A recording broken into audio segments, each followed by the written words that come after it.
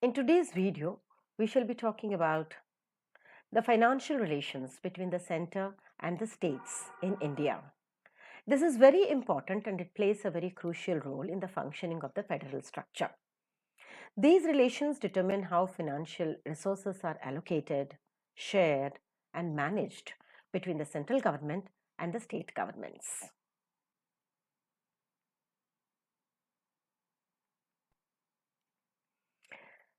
As we said, the financial relations are very, very important between center and the state for the efficient functioning of the entire country itself. The relations determine how financial resources are allocated, shared, and managed between the central government and the state governments. Look here for the various lists. The central government union list has got the power to make the laws in defense, banking, currency, foreign affairs, and communication.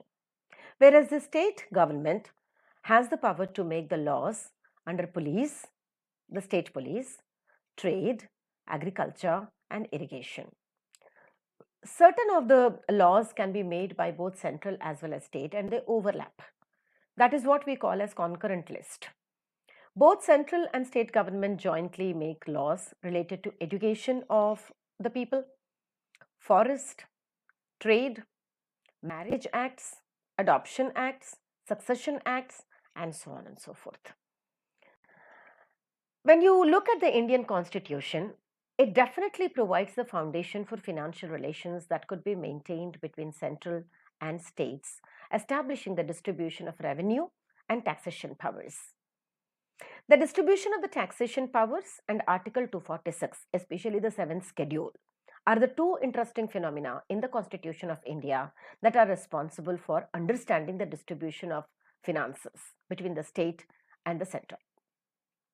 When we talk about the distribution of taxation powers, we can talk about them under the three lists that we talked in the earlier slide: the union list, the state list, and the concurrent list. Let's talk about the union list first. The central government has the exclusive right to levy taxes on subjects enumerated in the union list, such as custom duties, income tax, and corporation tax. Whereas the state list talks about the state government can levy taxes on subjects in the state list, which includes the property tax of the individuals, sales tax, and excise duty on alcoholic beverages. The concurrent lists where the central as well as the states can legislate on subjects are the taxes like income tax. So, union government takes care of the custom duties, income tax, and corporation tax. State government takes care of property tax, sales tax, and excise duty on alcoholic beverages, whereas the concurrent list, both the central as well as the state, look after the taxes like the income tax. What is this Article 246?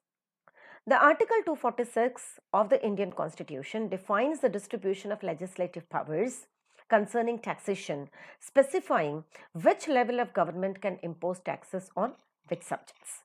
Especially the 7th schedule of Article 246 is very interesting, that clearly talks about the central government and the state government, and each government has to control on which tax.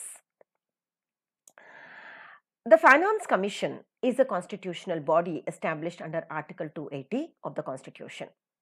The primary role of Financial Commission or the Finance Commission is to recommend the distribution of tax revenues between the center and the state. What are the key functions of the Finance Commission? Essentially, they are three in number: tax revenue distribution, grants in aid, and periodicity. Let's understand each. The Finance Commission evaluates the financial needs of each state and recommends how tax revenues should be shared between the center and the states.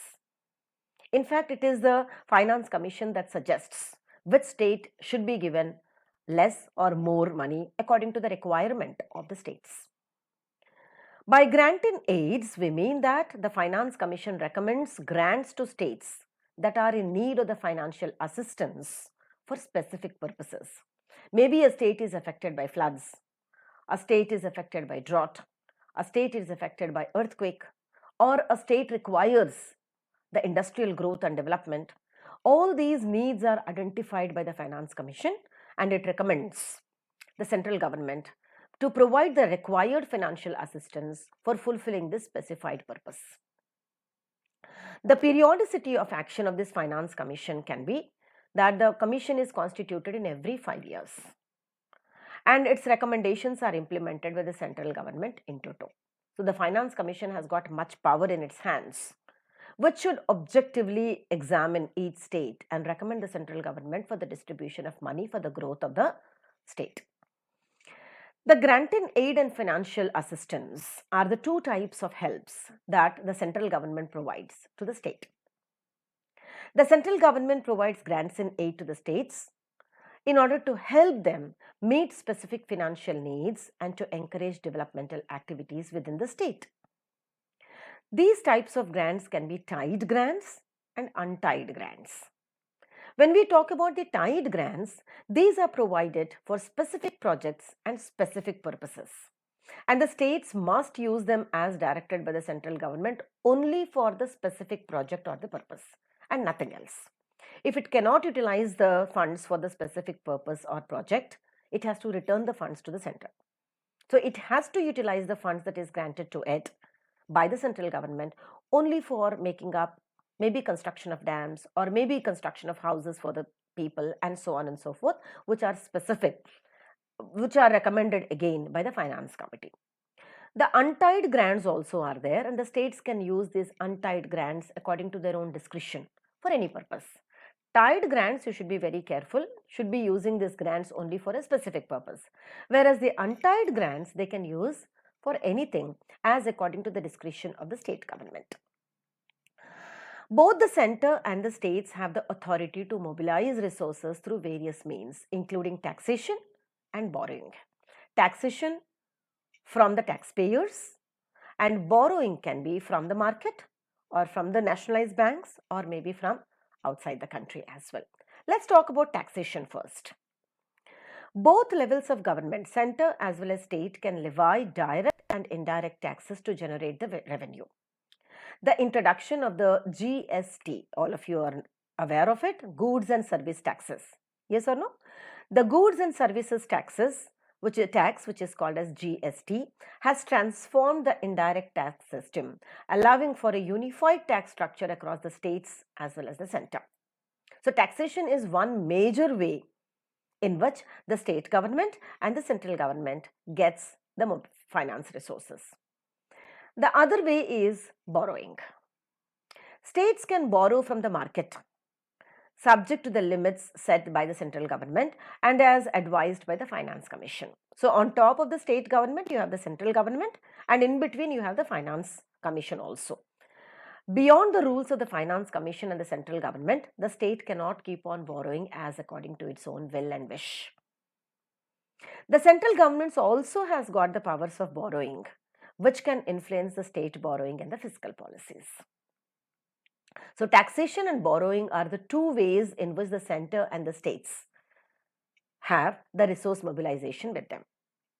Now, the Fiscal Responsibility and Budget Management Act, FRBM, is one interesting way in which the finances are managed. And apart from this, the state budgets also are provided. The FRBM, Fiscal Responsibility and Budget Management Act, aims to ensure the fiscal disciplines, that is taxes. Fiscal is taxes at both the center as well as the state levels, thus promoting sustainable and responsible management of public finances. It establishes targets for reducing fiscal deficits and increasing transparency in financial management. So the Fiscal Responsibility and Budget Management Act, FRBM Act, regulates the taxes in the entire country, from the central government and also for the state government. Apart from this, we also have the state budgets. The state prepares their budgets, detailing their revenue and expenditure plans. Recently, in the month of February, in the beginning, or maybe in the last part of January, last week of January, you could see the Finance Minister of India, Madam Nirmala Sitharaman, has presented the financial budget in the Parliament. There were much discussions that went on in the parliament, both Lok Sabha and Rajya Sabha. Rajya Sabha, of course, recommends, Lok Sabha especially, and thereupon the budget is approved. As after the central government budget, individually in each state also, we have the legislative assembly meetings wherein the state budgets are prepared and are introduced.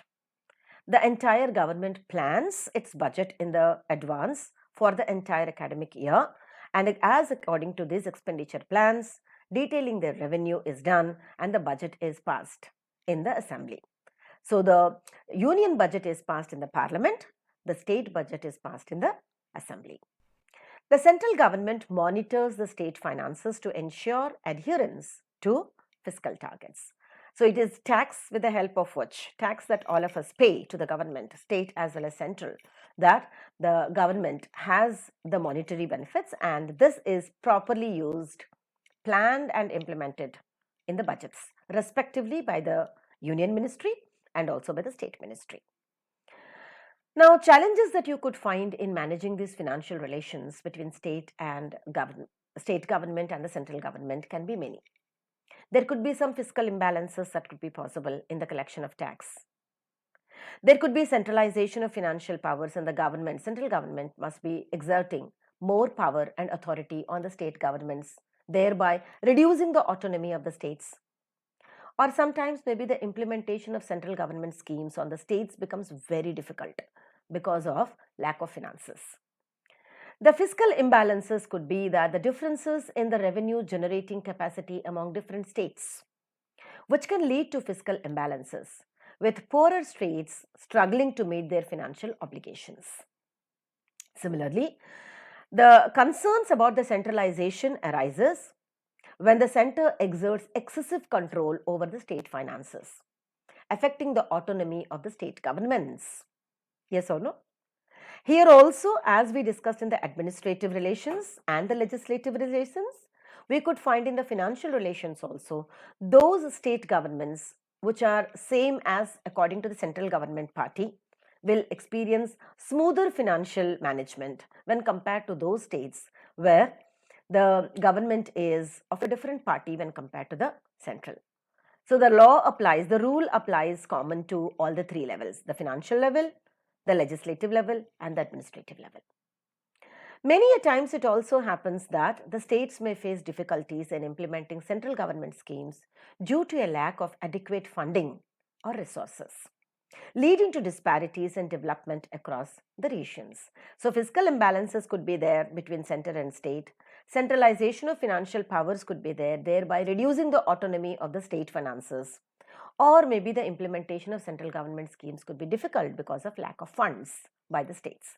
These are the challenges that you could find in the financial relations that exist between center and state.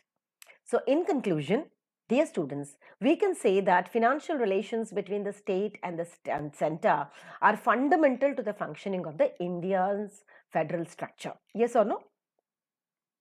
Not only are they fundamental, but the constitutional framework provides a basis for cooperation and coordination in the financial matters as well. But challenges definitely exist that require ongoing dialogue and collaboration between the state and the center. Strengthening the financial relations is very vital for promoting equitable development, enhancing fiscal responsibility, and ensuring that both levels of government can effectively meet the needs of the citizens. Ultimately, the central government and the state government should help for the benefit and the progress of its citizens and the entire country. Addressing the disparities in resource distribution and promoting cooperative federalism will definitely enhance governance and contribute to the overall growth and stability of the nation. And hence, there should be a smooth relationship between the center and the state at all levels, at the administrative level, legislative level, and financial level, to think about the progress of the country as a whole. Do you all agree with me? Now, this brings us to the end of this session as well as the fourth unit. In the fourth unit, we have talked about the center-state relationships at three levels: at the legislative level, at the financial level, and also at the administrative level. And we have concluded that there should be a cordial relationship between the center and the state for the efficient running of the state government and the central government, thereby helpful for the progress of the nation and the development of the country. Agree? Thank you very much for being a part of this video. Namaskaram.